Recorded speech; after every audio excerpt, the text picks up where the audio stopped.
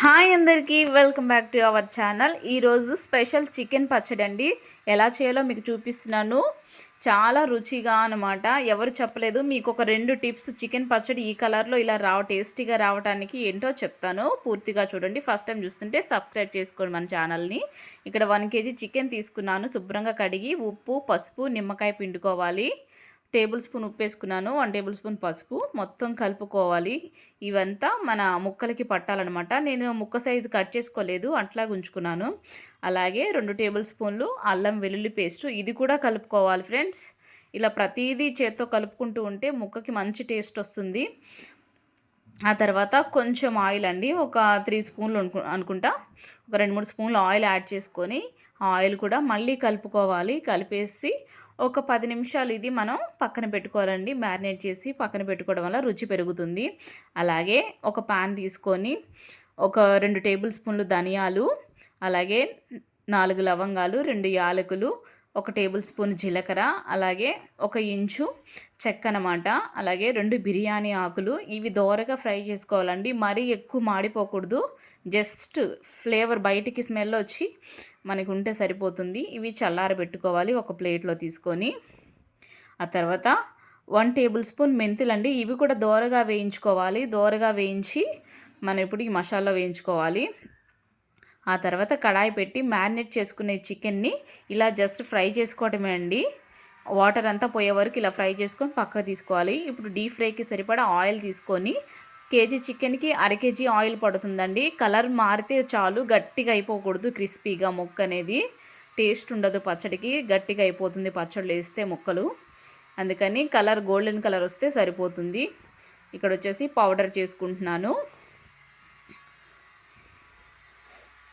అలాగే ఇప్పుడు ఆ డీప్ ఫ్రై చేసిన ఆయిల్తోనే మనము పచ్చడి తయారు చేస్తామండి, వేరే ఆయిల్ కాదు. ఇందులోనే కేజీ చికెన్కి ఒక 50 గ్రాముల అల్లం వెల్లుల్లి పేస్ట్ వేసుకోండి.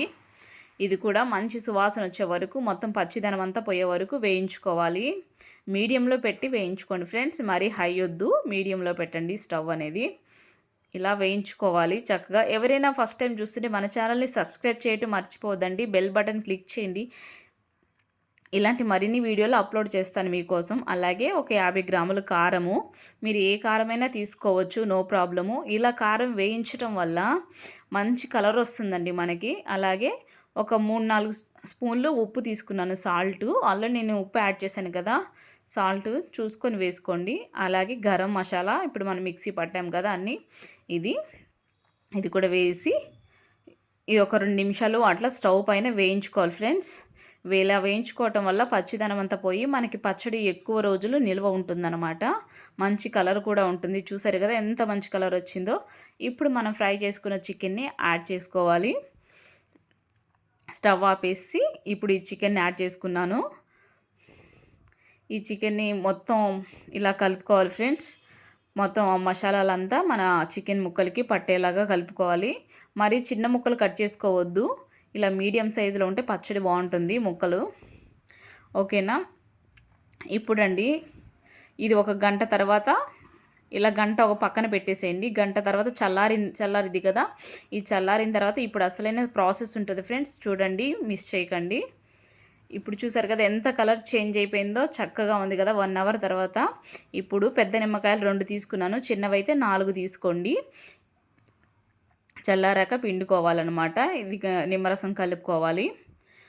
ఆ తర్వాత 2 టేబుల్ స్పూన్ ఆవ నూనె అండి. ఆవ నూనె గోరువెచ్చగా చేసి దీనిపైన పోసుకోవాలి చల్లారాక ఈ చికెన్ పచ్చడి మీద. అలాగే 1 టేబుల్ స్పూన్ గసగసాల పౌడర్ అండి. ఇది లైట్గా వేయించి జస్ట్ పౌడర్ చేసి వేసుకోవటం వల్ల మన పచ్చడికి చాలా రుచిగా ఉంటుందండి. ఇప్పటి వరకు ఎవ్వరూ చెప్పలేదు ఈ టిప్ అనేది.